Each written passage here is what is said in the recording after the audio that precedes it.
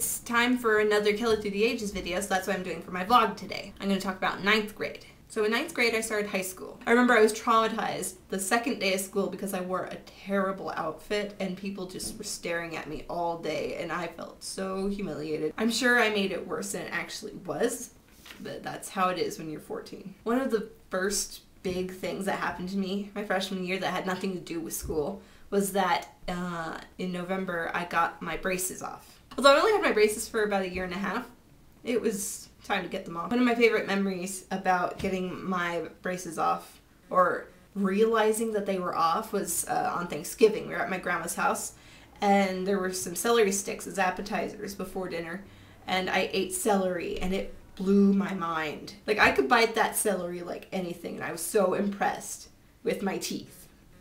But it felt so weird. If any of you have ever gotten braces off, you know how weird it is. Your teeth just feel so slimy and slippery. I remember my bottom teeth especially. I was like, ah, it's the glare, ah.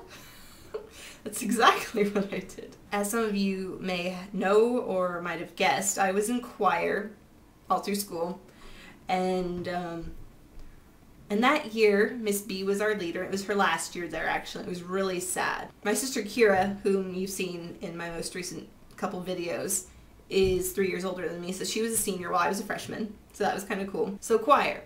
As you may not know, choir isn't very popular young men, or young men in particular, in some areas of the world. And so that year they took all the freshman boys and just put them in the concert choir with the upperclassmen, and they took all the freshman girls, and Miss B just had like a women's choir for the freshman girls. And she gave us the weirdest repertoire. Seriously. Like, our songs were weird. And she knew how versatile I was with my singing. Like, I can hold my part and I'm a strong singer. And so she would give me the really hard parts. Or she'd be like, okay, Kelly, sing second soprano on this part of the song, but during this part, switch over to the first alto, and then switch back.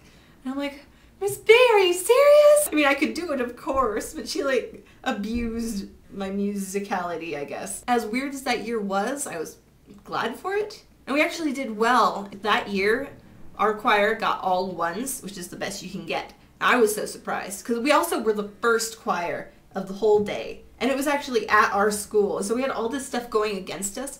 Because if you go first, it's the first thing that the judges see. So they're probably going to grade low. And we were the home team, and so they're probably going to, like, grade low just because we have a home field advantage or something. But we got all ones, so I guess we must have been pretty good. My group of friends always sat in the same exact place for lunch. It was always in the red hallway on the bottom floor right next to the music hall. And I love my friends. It was great. It was basically the same sort of people I hung out with in middle school. We added people throughout the years, of course. And I remember sophomore year, we came in and, you know, first day of school, we sat in exactly the same place. You know, it was like nothing had changed. My very first period class in high school was history. And I sat next to my friend Caitlin, and she and I one day just sort of started writing a comic about ourselves and our friends and silly stories about evil lobster minions, because Caitlin has a thing for lobsters. And it was so fun, and it lasted for a long time, especially freshman year. So I'd just write a couple panels, and then I'd hand it to her, and then she'd continue the story and give it back. And we went back and forth writing these stories. It was just a nice creative outlet. I loved it. In the comic, my sister Kira was engaged to a guy named Austin, Texas, and she was going to wear the pretty white dress that Arwen wears in Lord of the Rings. The part where she's like, Ima Arwen to lend the side, or whatever, to Frodo, who's like dying of sword. Because that's totally a pretty dress, and Kira would probably look good in it. In 9th grade, I took my third and last year of French. I still know it way better than I know Spanish, which I've been taking Spanish this semester. Este semestre.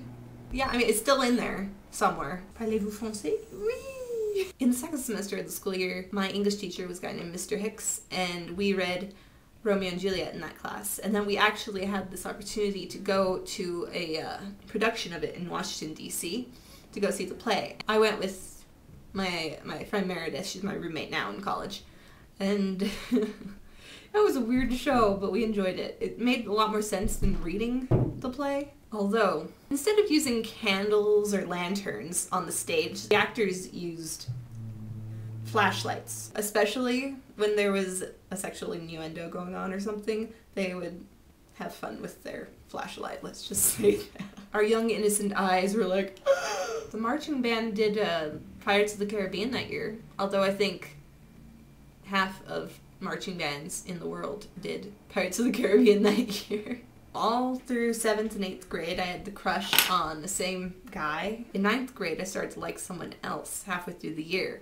So this 2.5-year crush just sort of dissipated, and for some really stupid reason, I decided to officially break it off with this guy who I never ever went out with or anything, or he didn't even know I liked him. But I actually did this, I swear. I wrote him a note saying, hey, I liked you, but I don't like you anymore. I'm interested in someone else. I think we had 3 classes together, and so we had 5th period together, and I just sort of handed it to him and ran away to my 6th period class. And then he was in my 7th period class. I don't know why I did this, so I was gonna have to see him again that day. There he was in my class, and I think he was laughing about it with his friends, but he never said anything to me about it or anything. I think I'm getting this mixed up. I sent him 2 notes. The first one, I think, was just me telling him that I liked him. And the second one, soon after, was, oh, I don't like you anymore. I don't know why I did that. I really don't. I was 14 years old at the time, and I wasn't allowed to date. I wasn't allowed to date until I was 16. So I don't know what the point of that was. Maybe I just needed to let it out. It was the perfect way to get over him, though. Once you tell the guy you like him, and he doesn't reciprocate your feelings, then, you know, you're heartbroken for a little while, and then you get over it. Especially when it's just a high school crush. Because that's all it was. Things get a lot messier sophomore year. Like, a lot more interesting. So, I'll fill you in on that later this month, I'm sure. But until then, bye! What you want, what you want. That guy's wearing pink. Oui, oui. Bonjour, moustache.